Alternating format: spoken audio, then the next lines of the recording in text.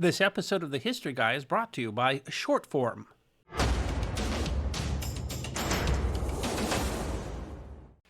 We are now in between the major party nominating conventions in the quadrennial presidential election in the United States in what can only be described as an interesting year in U.S. politics.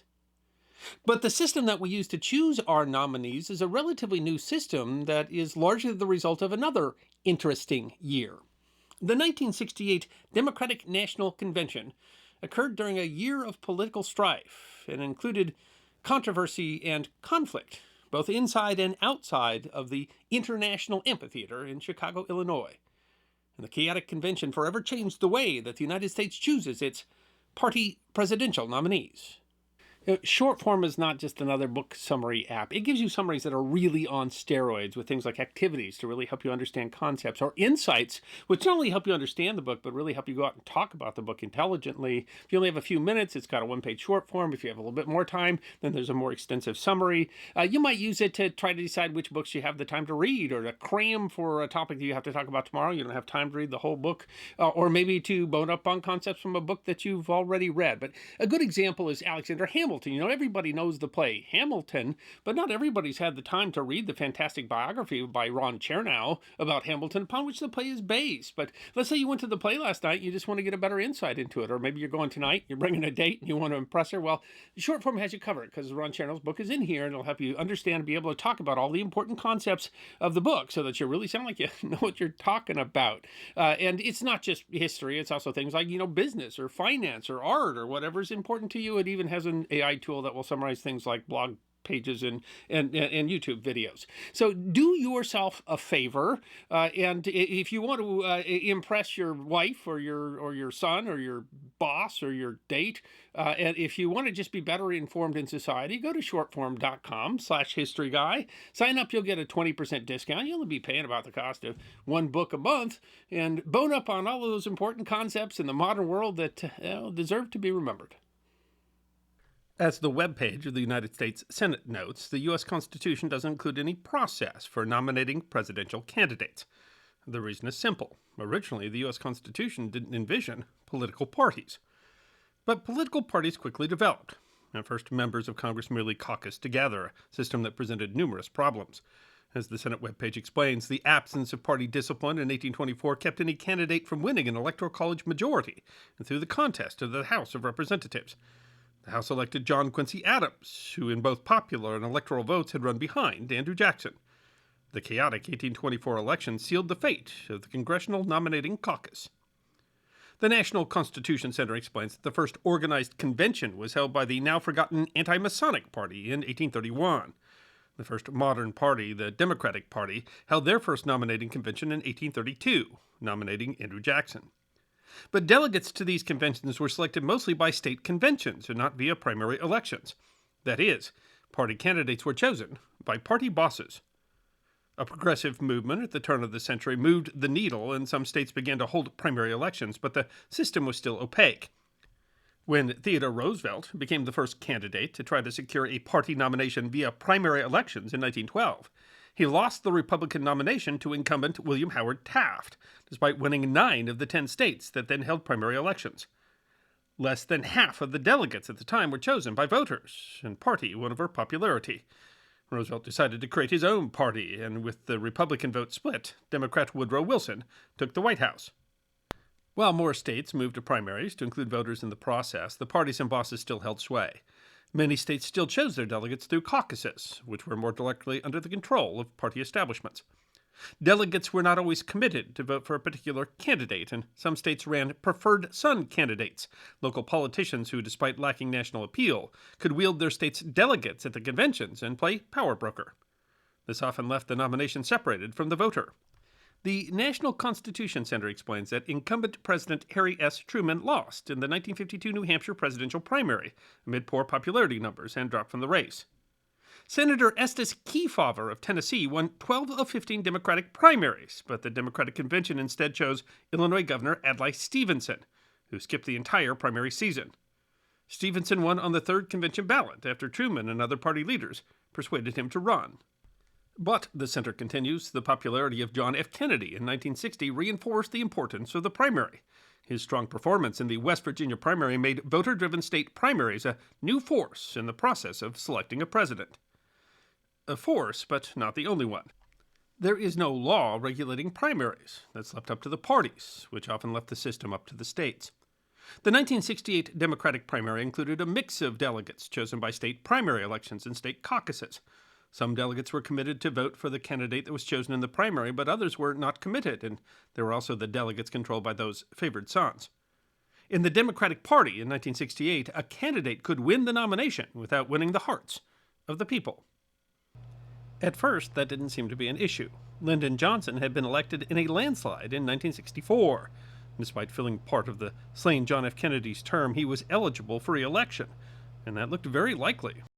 With a Democrat-controlled House and Senate, he had enacted the reforms of his Great Society, and steady progress seemed to be being made in the war against communism being fought in Southeast Asia. At his height, LBJ enjoyed a 70% approval rating. There seemed to be little question who the Democrats would nominate. But in a chaotic year in history, the Democratic Party was facing division. The dissatisfaction by mostly Southern Democrats with civil rights reform had spurred a third party run by pro-segregationist George Wallace, but an even greater threat came over the war in Vietnam. A growing party split over support for the war had led a coalition within the party to oppose Johnson, calling themselves the Dump Johnson movement. In October of 1967, they persuaded Minnesota Senator Eugene McCarthy to oppose Johnson in the primary. The senator reportedly said, "Somebody has to raise the flag." McCarthy announced his intention to run against Johnson for the nomination on November 30th. The civic education group the Bill of Rights Institute explains that Senator Eugene McCarthy had recently announced that he would challenge Johnson for their party's nomination, but the Minnesotans' bid struck the president, his chief political advisors, and most observers as inconsequential and even unrealistic. But that shifted in January 1968 when the North Vietnamese launched the Tet Offensive. The Bill of Rights Institute continues. They were unable to rally significant popular support for the uprising they wanted in South Vietnam. They could not hold any of the cities and towns that they had targeted, and they failed to overthrow the South Vietnamese government. But North Vietnam's bold gamble did succeed, nonetheless, and spectacularly so, in puncturing the illusion of progress that the Johnson administration had been holding before the American public. The party split became more obvious when influential Senator Robert Kennedy delivered a critique of the war on February 8th. When the first primary was held in New Hampshire, Johnson only narrowly defeated the dark horse McCarthy. And even worse for Johnson, the weak showing persuaded a vacillating Robert Kennedy to enter the race on March 16th. He announced, "I run because I am convinced that this country is on a perilous course, and because I have such strong feelings about what must be done, and I feel that I am obliged to do all I can." When polling looked bad in the upcoming Wisconsin primary, Johnson shocked the nation. In a speech on March 31st, announcing a new policy in Vietnam to halt bombing of North Vietnam and calling for peace talks, he concluded at the end of the speech, "With America's sons in the fields far away, with America's future under challenge right here at home, with our hopes and the world's hopes for peace in the balance every day, I do not believe that I should devote an hour or a day of my time to any personal partisan causes or to any duties other than the awesome duties of this office, the presidency of your country. Accordingly, I shall not seek, and I will not accept, the nomination of my party for another term as your president." It was not the only shock to occur during the primary season. On April 4th, civil rights leader Martin Luther King Jr. was assassinated, leading to widespread rioting around the country. And on April 27th, Vice President Hubert Humphrey decided to enter the race, but coming too late for the states that held primary elections and apparently seeing those races as unseemly, sought support through the states holding party caucuses and through favored son candidates. And on June 5th, having just won the California primary, Robert F. Kennedy was also assassinated. When it came time for the convention, which Johnson decided would be held in Chicago at the request of the powerful Democratic mayor Richard Daley, the party was already in chaos. Humphrey seemed to have the delegates, but there was opposition within the party and rumblings of seeking another ticket or even drafting Johnson back into the race. CNN notes that Mayor Daley, who wanted Ted Kennedy to run for president, caucused his delegation of 118 the weekend before the convention and decided to remain uncommitted. And there was still the powerful anti-war coalition with the delegates for McCarthy and Senator George McGovern, who was rallying the Kennedy delegates. Outside, numerous protests were planned. political reporter Haynes Johnson wrote in Smithsonian Magazine. They were a hybrid group, radicals, hippies, yippies, moderates, representing myriad issues and a wide range of philosophies. But they were united behind an encompassing cause, ending the long war in Vietnam and challenging Democratic Party leaders and their delegates to break with the past. Daley, anxious to show off his city as the first presidential nomination convention to be televised in color, had called out police and National Guard in making the site of the convention a virtual Potemkin village, surrounded by barbed wire. Haynes Johnson explains at the International Amphitheater, conventioneers found that the main doors, modeled after a White House portico, had been bulletproofed. The hall itself was surrounded by a steel fence topped with barbed wire. Inside the fence, clusters of armed and helmeted police mingled with security guards and dark-suited agents of the Secret Service. At the apex of the stone gates through which all had to enter was a huge sign bearing the unintentionally ironic words, "Hello, Democrats. Welcome to Chicago." As riots and confrontations with police roiled outside, battles occurred within the amphitheater as well. CNN reports that Humphrey faced major credentials fights. Delegations from 15 states tried to unseat Humphrey's delegates and seat anti-Vietnam delegates. While Humphrey's side prevailed, it meant defeating diverse slates of delegates, particularly in Texas and Georgia, who had challenged party leaders for not including minorities. The debate was contentious. The New York Times reported that the New York and California delegations, cheering each other on with V for victory signs, voted solidly against the Texans. Illinois, Michigan, and Pennsylvania voted heavily with the Humphrey camp, along with most southern states.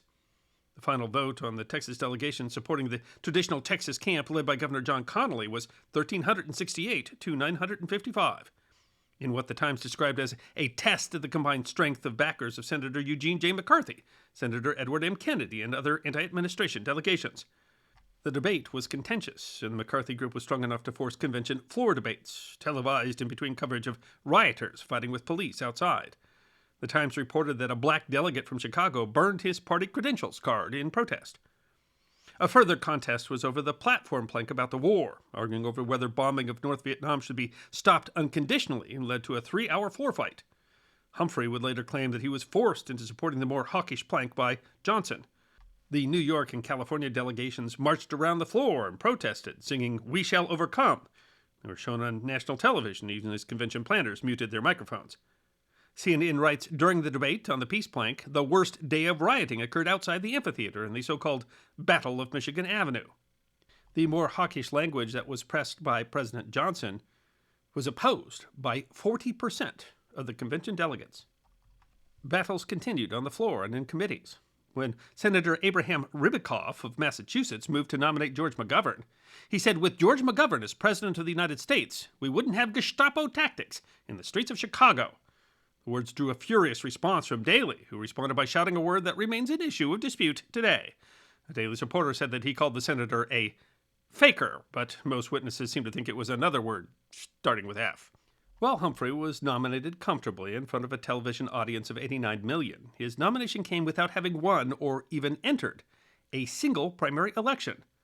And despite what the New York Times described as the feeling among many delegates that Vice President Humphrey can neither unify the party nor win in November. Haynes Johnson writes, the 1968 Chicago Convention became a lacerating event, a distillation of a year of heartbreak, assassinations, riots, and a breakdown in law and order that made it seem as if the country were coming apart. And the scars from the protests would remain in the public eye through the trial of the Chicago Seven leaders of the protests who were charged by the Justice Department with conspiracy and inciting a riot. Despite the chaos of the convention, the popular vote was relatively close in November, but Republican Richard Nixon soundly defeated Hubert Humphrey in the Electoral College, and George Wallace won 5 states. The nominating process was simply perceived as being opaque and undemocratic, and so the Democratic National Committee established a commission led by George McGovern to reform the system. But those reforms would lead to their own challenges in 1972.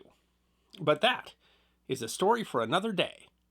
Haynes Johnson opines that the 1968 Democratic National Convention, in its psychic impact and its long-term political consequences, eclipsed any other such convention in American history, destroying faith in its politicians, in the political system, in the country, and in its institutions. I hope you enjoyed watching this episode of The History Guy, and if you did, please feel free to like and subscribe and share The History Guy with your friends. And if you also believe that history deserves to be remembered, then you can support the History Guy as a member on YouTube, a supporter on our community at Locals, or as a patron on Patreon. You can also check out our great merchandise shop or book a special message from the History Guy on Cameo.